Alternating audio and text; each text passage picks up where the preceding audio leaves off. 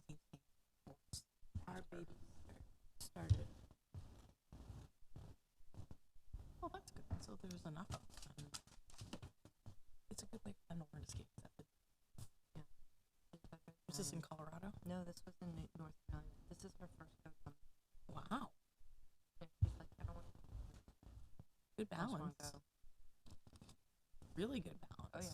She didn't follow. The whole part that you're supposed to follow. I know. Yeah. You roll down the mat.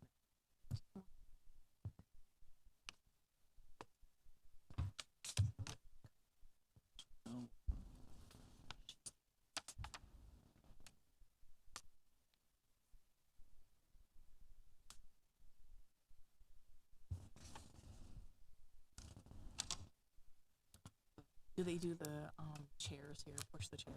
Like, oh, I So love she, that. they When I have learned how like to skate these- it, is push the chairs. Yeah, they have these like blue things that are that, but she doesn't do. She doesn't. They were She's got good balance. She doesn't need it. How are you?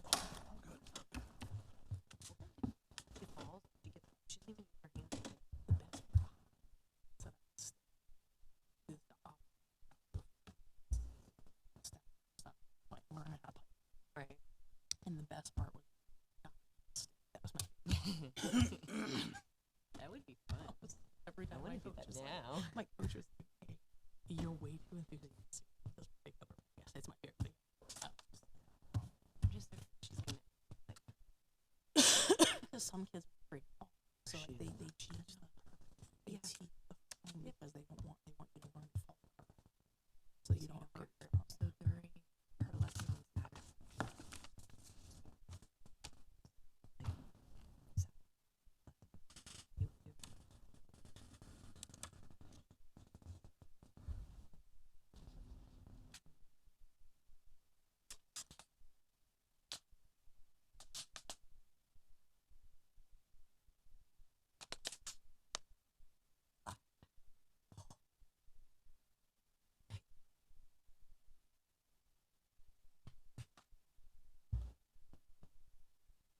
Was the next good go back from?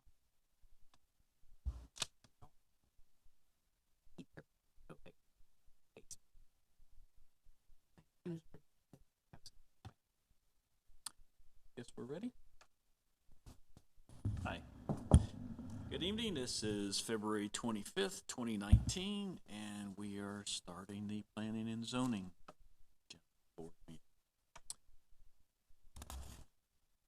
And first is call to order. Roll call. Mr. Hasse. Here. Mr. Seaman. Here. Mr. Coiner.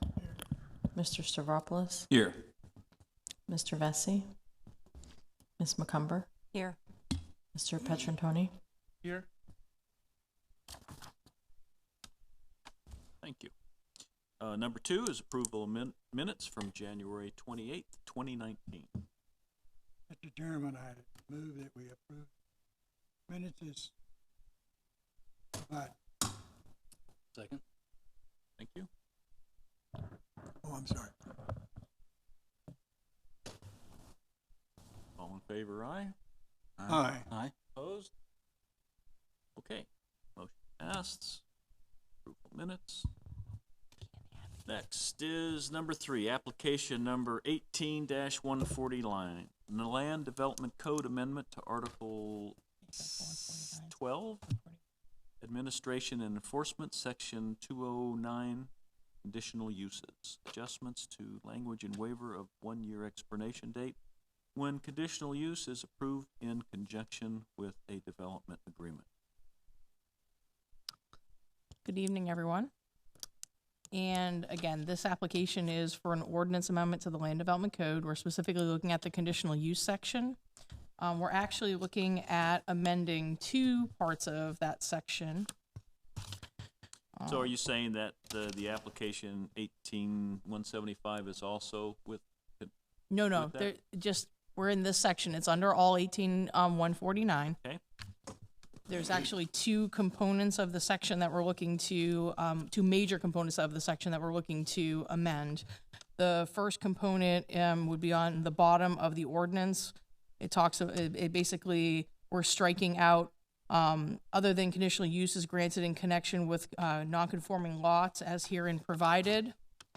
And under the 2 in that paragraph, we're going to add in site plan approval if required in accordance with the provisions of the Land Development Code.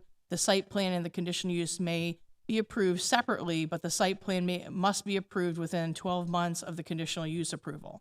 And this language is being requested to be added in because we're in a further section down here changing the trigger. Currently, the trigger on a conditional use is that you must get a building permit within one year of the actual approval of the conditional use. Otherwise, it's considered lapsed. Under the current system, if you don't get that building permit, you come back through the process and you basically start the process all over again. We've had at least 2 instances in the last year where that's had to happen. In those particular cases, there are 2 different cases, but they're the same. They're on the adjacent properties. In that case, those properties also had to go through not only site planning, not only conditional use, but they also were in the heritage preservation district or historic preservation district, so they had to go through historic preservation before they could obtain their building permit. Trying to get all those different approvals made it nearly impossible for them to accomplish the building permit within 1 year, so they ended up coming back to get the conditional use back through the process. So we've decided that that's very difficult when you're dealing with a bigger project. These were small projects. These were single houses over here on Orange Street, so they were a smaller project. I don't know if you guys remember those. They were putting up the Key West style houses adjacent to right across from where the Orange Street parking lot is. Those were fairly relatively easy developments in comparison to some of the other projects that we've had that are conditional uses. The other things that require conditional uses that you've seen recently were out on 19, we did a conditional use for the public store, not public storage, but a storage, mini storage warehouse. That took 2 iterations of going through the conditional use process because, again, that project couldn't get through the building permit process into construction within that 1 year time frame. They just became very difficult with the financing for them to get there. Each one of these cases is a different problem. Sometimes it's a finance problem. Sometimes it's just a very complicated process that they have to go through. And so we're looking to change that business tax and or building permit as the primary trigger and instead say the site plan approval. But we also want to condition that site plan approval that the site plan gets approved within a 1 year time frame. So while the conditional use is approved, it's good provided that site plan comes in if it's not with the conditional use coming in, because it's basically an A and a B, as you normally don't probably recognize that because your resolution is one application, but there's usually a conditional use component and then a site planning component. So there's an A and a B usually, but you act on it just once because it's a combined project. As a result, we're looking to change that trigger to that site plan, but we want to control the site plan within the 12-month time frame. So we're still accomplishing the conditional use in conjunction with the site plan, but we're giving a little bit more time on the building permit side so that they can get their site plan and then their site plan is good as long as, and the conditional use remains valid as long as that site plan is valid, which if they don't get the building permit within a certain amount of time, the site plan also expires because your site plans are only good for a year as well. But the trigger there is they have to submit for the building permit rather than obtain the building permit. Building permits can sometimes take some time too, depending upon what the issues are. If you have sites where you have state approvals or agency approvals that are required, sometimes those take a little bit more time, and we have to make sure that those are applied for as part of that building permit process. So that's what also extends out the building permit process timeframe. On the site plans that's already ingrained in your code, conditional use was not that way. It was really pushing for you to get that site plan immediately and that building building permit immediately. So you really had to run your site plan and conditional use concurrently, and that works for some people. For smaller projects, it's great. For larger projects, it becomes very difficult because they don't always know. They're looking for that initial approval to know that the use is okay before they spend the money to fully design their site plans in most cases. So you're providing them that opportunity to give the additional time for them to do that so you get a better project and a better project at the front end or at the tail end rather than at the front end. So that's really what the crux of this is. We're also changing the name of the department because it's currently in the ordinance referred to as a division. That goes back to when it was under development services. It is in fact a department, so we're making that correction. we're adding language to page 3 that basically provides for, under the conditional use, if it ceases for less than 6 months, the approval in that case can be done by the city manager. In this case, we're adding his designee should the city manager not be available. We want to be able to have the proviso in there that his designee can act on his behalf. It's not that way now. No, it's not that way now. There's lots of places where it's very specific to one individual. Either it's like a development services director, and so we're going to go through when we change most of your code, and a lot of what you'll see in there is that person or their designee, whether it's a city manager or city engineer or whatever the particular person is who's responsible for whatever that particular issue is. Mostly because we want to be able to provide that for that flexibility, because sometimes we don't necessarily have that staff member in the seat at that particular time, and we need to have some flexibility there. Think of several things. He could be in the hospital with a heart attack or something, and this would come to a halt because there's not someone else that could. Technically, yes, Wow. right? Unless there's some kind of act by the board to vary what your language says here. Interesting. Okay, and then the last provision that we're asking for is provision 6 is being added in, which that probably should be 5, not 6, because there's not a 6. The Board of Commissioners may waive the 1-year expiration date if of a conditional use approval and approve an alternate expiration date and schedule when the conditional use is approved in conjunction with the developer agreement. The alternate schedule may not exceed the maximum duration of the approved developer agreement in accordance with 96D. When this ordinance was originally written, we did a little bit of tweaking, but when this was originally written, this was to come as a companion with the developer agreement section because we wanted you to see what we were doing.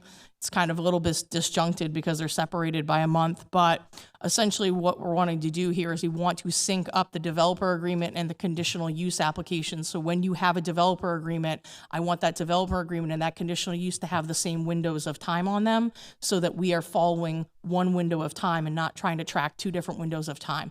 Because the more complicated we make this process, the more we introduce the opportunity for error, and I'm trying to eliminate that, especially because I don't know who's going to be in my seat from day to day, from time to time. So I want to make sure that the languages that we're proposing, it makes it as easy as possible to administer some of these provisions going forward. So how much more time are we giving?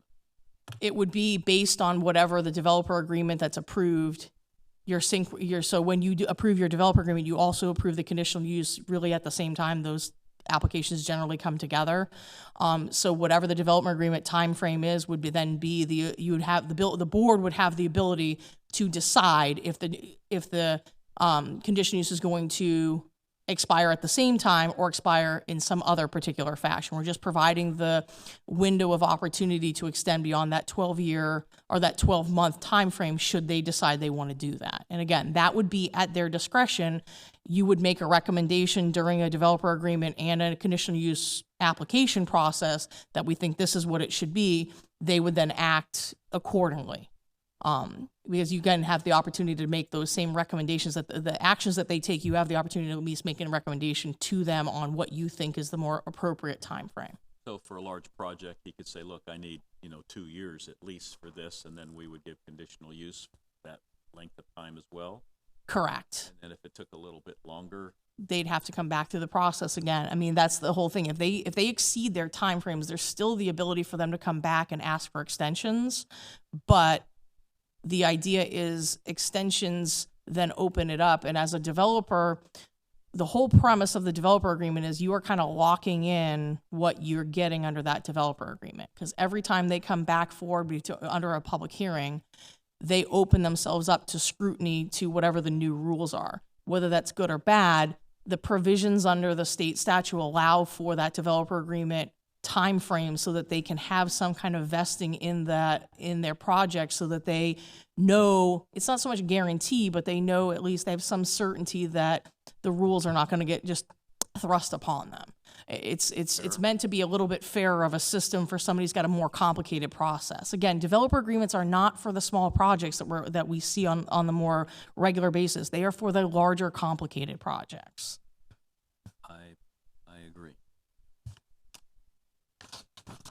there any questions from the board? No questions? Well then, can I have a motion to pass this or not? I make a motion to approve. Before we do that, just understanding that we're looking out at the public, but if you could just call Oh. for any input from the public. That's true. I'm sorry, there's no one here, but is there anyone from the public that would like to comment on this? Seeing how there are no public comments, then we'll close this. And do we hear a motion to pass this? I will make a motion to approve application 18-149. Thank you. Here a second? I second the motion. Thank you. Call for vote. Mr. Petrantoni, Yes. Ms. McCumber, Yes. Mr. Stavropoulos, Yes. Mr. Coiner, Yes. Mr. Seaman, Yes. Mr. Hasse. Yes. Thank you. The ordinance passes. And we move on now to number 4, application number 18-175, Land Development Code Amendment to Section 55.00, Wetland Protection, and 246.00 fees. Adjustments to incorporate ability for city to hire and have applicants pay for qualified professionals and review wetland and upland habitat impacts. We hear from the city. Okay. You probably don't remember this, but about 4 to 5 months ago, we put together 2 amendments to the comprehensive plan. One was to the coastal element and one was to the future land use element. The major issue that we were addressing there was the upland, the flux map that's in the coastal element and how it applies through the future land use amendment and the future land use plan. Essentially what we agreed upon and what the board recently passed was an amendment that basically said in the cases where there's upland habitat, specific upland habitat, there's 5 or 6 specific upland habitats that are shown on the flux map. When your property is within those habitats and you want to develop, they want not only you to evaluate the wetland impacts, which you would evaluate on any project that has wetlands on it, but also they want you to evaluate the impacts on the upland acreage associated with those wetlands. So it's specific habitats. So you're looking at scrub pine lands or conifer or flat pine brush, those types of specific uplands identified on that map. If you're not identified on the map, then you don't have to do this, but it's an extra step to try to maintain the upland habitat that we do have left here in Tarpon. And essentially, during the hearing process, the board really wanted to include the ability for the city to hire qualified professionals. Obviously, Pat and I have background in environmental studies, but we are not qualified professionals in the sense that we do not go out and do wetland delineations and that type of thing on a regular basis. We're planning staff. We don't do that. So this gives us the opportunity to go out and hire those environmental professionals that do that every day for a living. So what we're doing is adding the implementation language from that comprehensive planning change into the language in the wetland section that it basically allows for those qualified professionals to be hired and to show what they're going to evaluate, and then allow for the city to recoup the cost of that third-party qualified professional from the applicant. Because really what ends up happening is many times we have consultants that we have to pay for. You do this with your, you're not aware of this, but you do this right now for your surveying. When we need a surveyor here at the city, we have a contract that we basically have we've done an RFP, we've gone through the purchasing and procurement required process.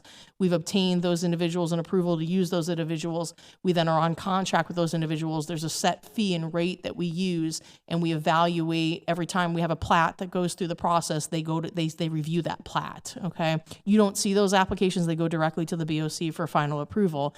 But it's the same type of system that we're going to use for the qualified professionals here. You will actually see the qualified professional information here because these types of applications come through here. They're for your site plans. They're for any of the other types of applications that you see. Potentially conditional use could have a component of this. Developer agreement could have a component of a qualified professional. many of the applications you see there could be a need for those particular individuals. And we want to be able to recoup the cost similar to what we do with the surveyor cost, right? We don't have a city surveyor on staff. We use a consultant. It'd be the same thing here. We'd be using a third-party consultant to evaluate basically the consulting information that comes in from the applicant. So the applicant usually does a report. That report would then go to the consultant. The consultant would make a field visit and do whatever else that they need to do as far as research on that thing, and then render an opinion on whether or not the information that was received by the city or from the applicant by the city is relevant and correct and appropriate. And whatever recommendations are part of that report would then be part of the staff's approval or part of the resolution that goes to the BOC. So that's what we're really trying to accomplish here, is to be able to recoup the cost and be able to hire those qualified professionals on the specific cases. In this case would be just for the environmental review for the upland habitats and the wetland and that connection between the two. Does the developer know the cost up front? Well, what we're going to probably end up doing is putting out an RFP, so we'll have an hourly rate, and we'll have to figure out with whatever consultant we hire what's the average to review these studies so that we can give people a ballpark estimate.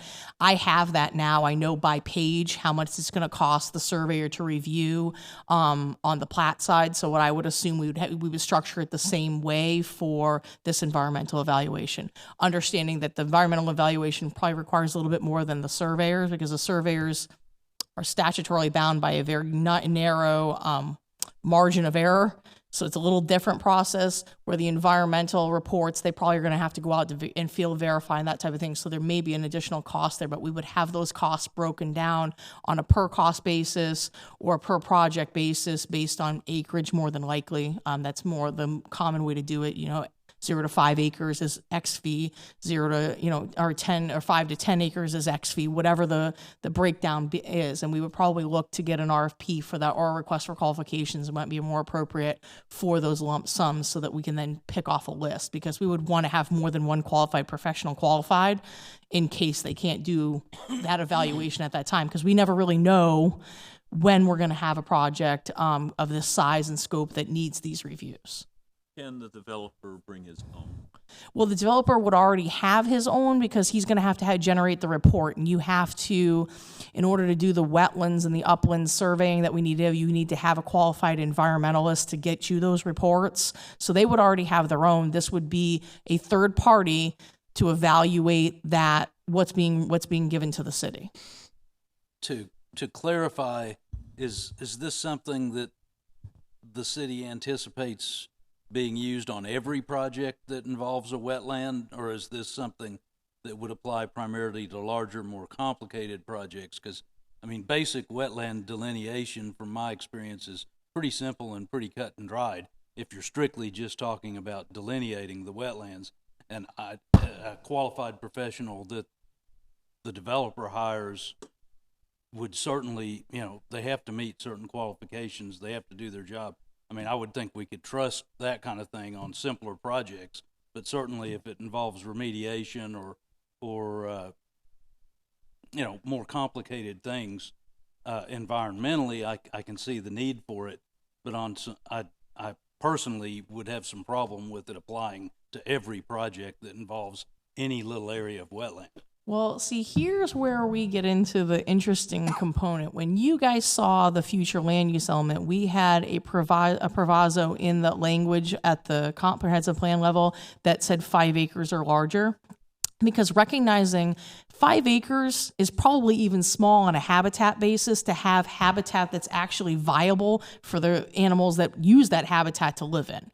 We're not looking at straight delineation here of the wetlands. That's not really what we're getting into. We're really looking at the upland habitats that are those specific habitats and the interaction between wetlands and uplands in those particular areas, because there's a synergistic effect between those particular habitats and the wetlands.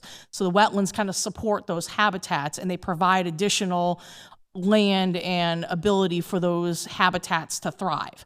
So really what we're looking for the qualified professionals is to really utilize them when we have those uplands identified on the map on a particular project, which generally was going to be a larger project because you got to have a significant amount of thing. But the board had us take out the 5 acre or larger threshold. So it now applies to any acreage, okay, whether it's 1 acre, half acre, quarter acre, 10,000 square feet. It doesn't really matter anymore. They wanted that taken out, so there is no proviso in the actual comp plan that's specific to the 5 acres or larger, which is what you saw.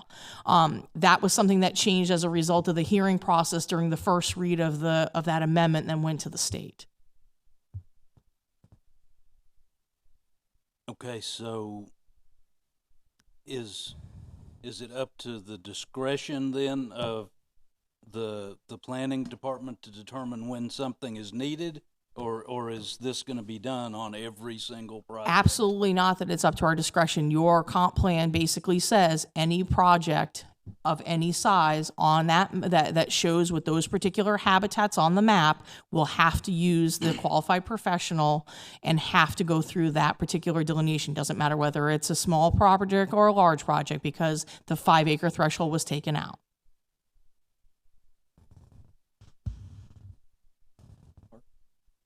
Has the city of Tarpon always been using a third party, or would this be something new? Yeah, there's This would be something new. all the edges along the river. Yeah. Okay, I don't like it, but I understand. Gonna increase the cost, no matter what size property you're talking about. I agree.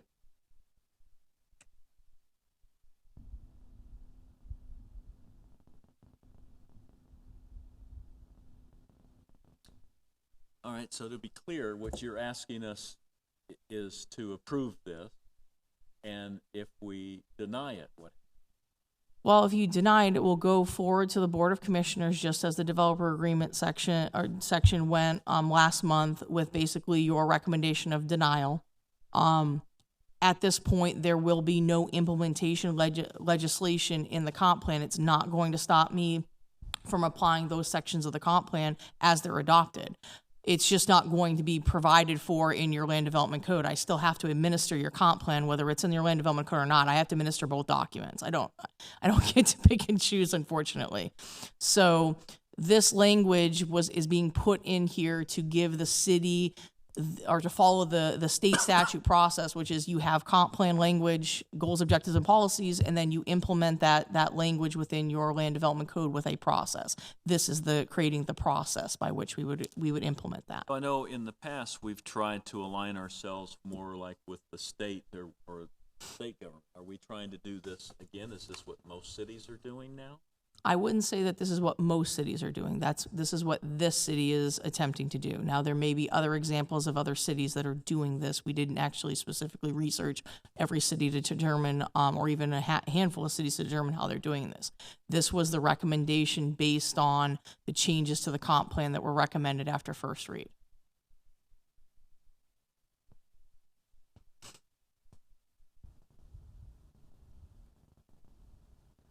In terms of the qualification language, is there anything in further legislation or statutes that kind of clarifies what who's qualified? What does it come from the U.S. Army Corps of Engineers? Like, who's determining the qualifications? Well, the qualifications, again, the way the language reads in the comprehensive plan now is that the staff would make a determination on the qualifications based on, the qualified professionals that we seek, and they would then be confirmed, or they're required to be confirmed by the Board of Commissioners. So the Board of Commissioners ultimately makes that determination on who's the qualified professionals that the city is selecting. And how we envision that process happening is, as I stated before, as a request for qualifications initially, where we have a list of folks that we can choose from. So they've already kind of pre-qualified folks, and we would determine off the pre-qualified list. We do the same thing with engineers currently. We have a list of pre-qualified engineers. It just makes it a little bit easier than coming back every time with a project, because we adding more time to the review cycle when we do that. Thank you.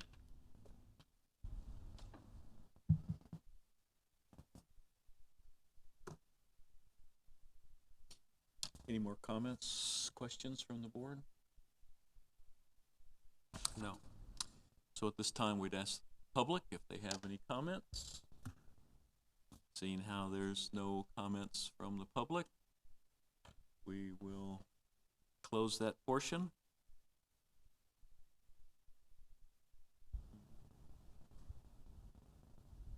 Does the board have any more questions? Are we clear about what we're trying to do here? All right. Do I hear a motion to approve this application number 18-1?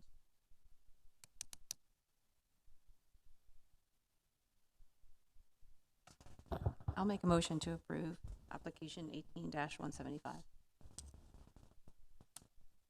Your second. I'll second that. Okay. So, we take roll call. Mr. Petrantoni, I'll vote yes.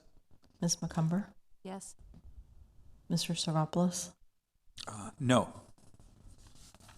Mr. Coiner, No. Mr. Seaman, No. Mr. Hasse. Yes.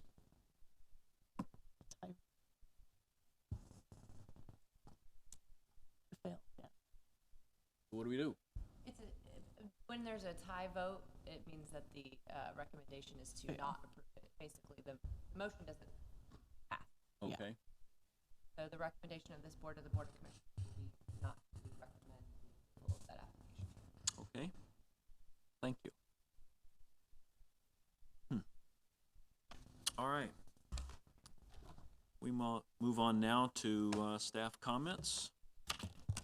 Staff have any comments? No staff comments. Okay. Number 6, any board comments? No board comments. So then we move on to number 7, adjournment. Do I hear a motion to adjourn? Chairman, I move we adjourn. Second? All in favor, aye? Aye. Aye. Opposed? Okay, thank you. We're done.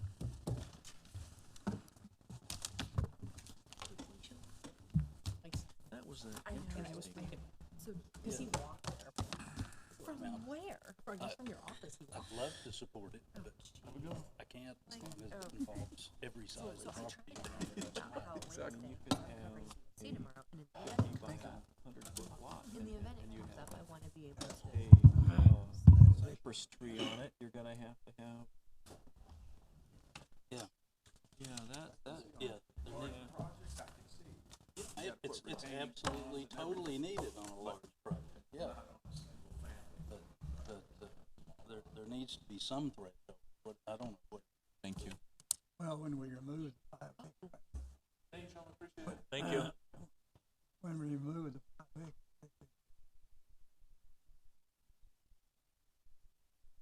I don't know.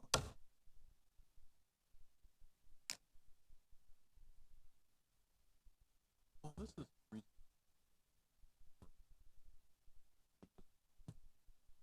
Go. Yeah, something like that. Interesting. Thank you, guys. Thank you. Another tough battle. Another tough battle. Yeah. Yes.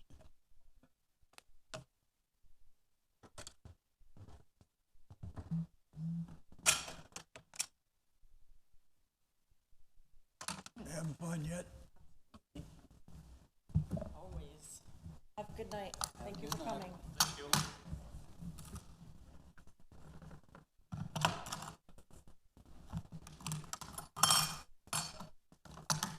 There's no reason not to have fun. Oh, no. You're capable of doing it. Right. If you're not, enjoy one of